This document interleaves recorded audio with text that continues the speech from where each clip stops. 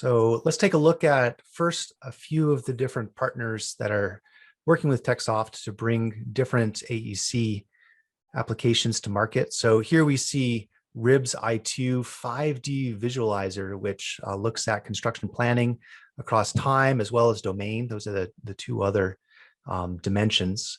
We also have Assemble Systems. This isn't unlike RIB, which is a desktop application. This is a cloud-based and browser-based application that allows you to track progress and do planning. And then also FieldWire. This is an iOS mobile application for navigating your 3D architectural plans, as well as bringing in metadata and enabling measurement for takeoff.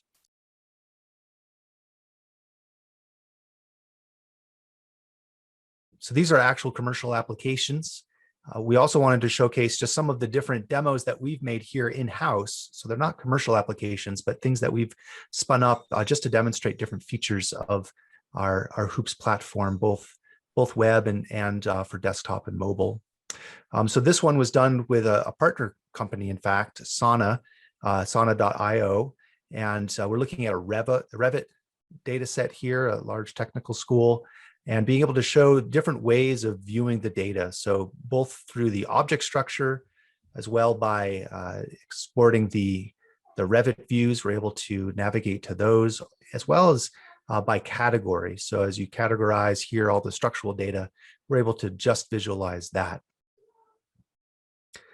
You might have additional information, let's say timeline and construction information on how this is going to get built up. So however you want to visualize your data, you're able to drive the 3D view doing that. So it could be this additional timeline information.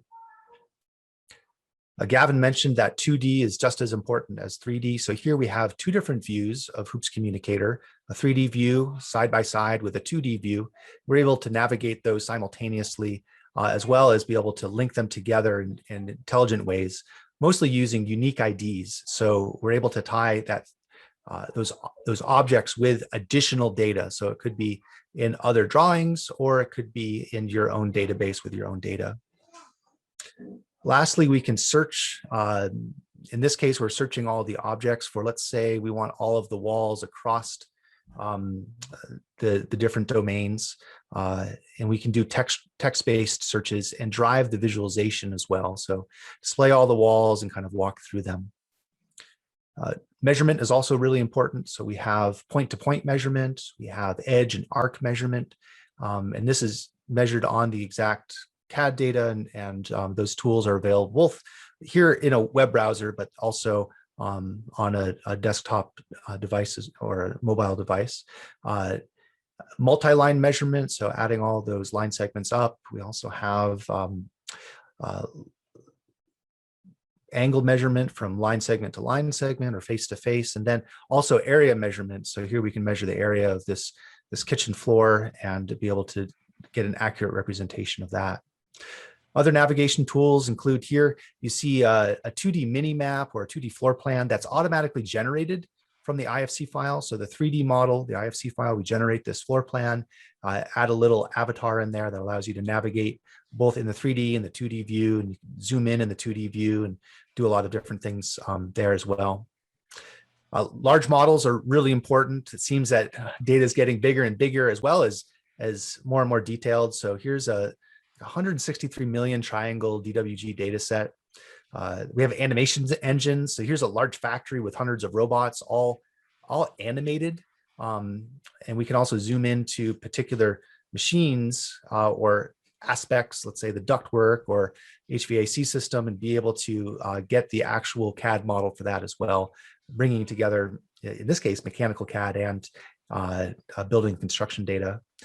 You see more and more point clouds, larger and larger point clouds. And so we have an out of core engine, meaning that there's point cloud data gigabytes worth on your hard drive. And we're able to stream into visualize that and kind of stream in as you're looking at different areas. And then lastly, the same thing, we do that with CAD data. So we could have a streaming server, a communicator streaming server, streaming data down to a mobile device or a desktop application that kind of starts to really blend the world between native development and cloud development. And really, no matter what type of operating system or device you're using, this is an HTC Vive. We're able to support that both desktop, mobile, web, and AR and VR, and bring your data in and navigate it and have the tools available, as well as showing metadata too for all of the objects that we have there as well.